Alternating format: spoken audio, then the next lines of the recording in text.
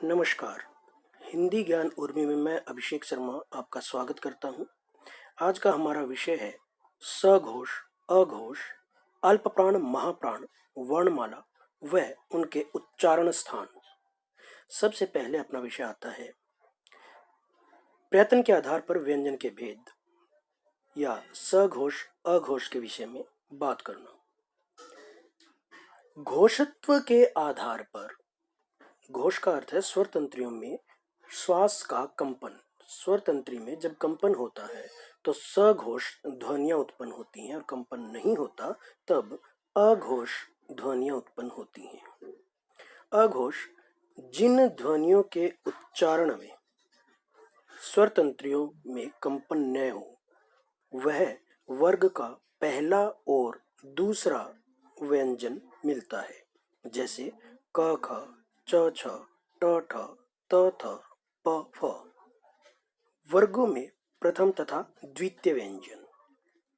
सघोष या घोष जिन ध्वनियों के उच्चारण में स्वर तंत्रियों में कंपन हो वह हर वर्ग का तीसरा, चौथा और पांचवा व्यंजन मिलता है। तीसरा ग, चौथा घ, पांचवा ड। इसी तरह आगे ज, झ, य। शॉर्ट ट्रिक के हिसाब से यदि आप देखें तो आस शब्द बनाएं। पहला दूसरा वर्ग आपका अघोष, ये लाल कलर में दिखाई दे रहा है, और तीसरा, चौथा, पांचवा सघोष नीले कलर में जो आपको दिखाई दिया। आगे है श्वास के आधार पर या प्राणत्व के आधार पर। यहाँ प्राण का अर्थ है वायु, हवा।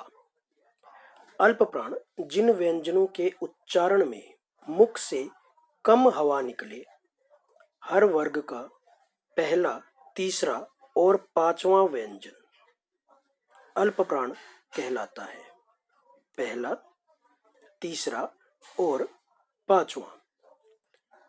महाप्राण जिन व्यंजनों के उच्चारण में मुख से अधिक हवा निकले,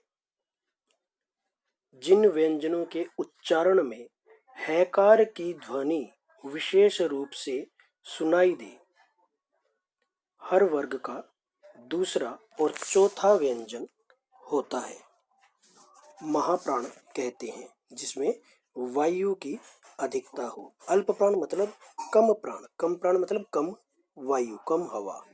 महाप्राण, महा अर्थात अधिक वायु, ज्यादा वायु। इसकी शॉर्ट ट्रिक के लिए आप यूज करें ए मामा। ए के लिए प्रयोग करें अल्प प्राण, एम के लिए महाप्राण।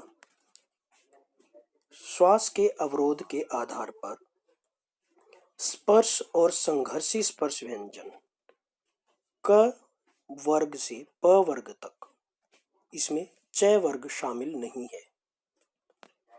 अंतस्थ में य, र, ल, व ऊष्म संघर्षी व्यंजन है श, श, स, ह। अतिरिक्त ह्रस्व स्वर में जिनके उच्चारण में कम समय लगे, एक मात्रा का समय लगता है अ, इ, उ। दीर्घ स्वर जिनके उच्चारण में ह्रस्व स्वर से अधिक समय, दो मात्रा का समय लगता है आ, ई, उ, ए, ऐ, ओ, औ, अ। प्लुत स्वर जिनके उच्चारण में दीर्घ स्वर से भी अधिक समय लगता है। किसी को पुकारने में या नाटक के संवादों में इनका प्रयोग किया जाता है, जैसे हे राम आदि।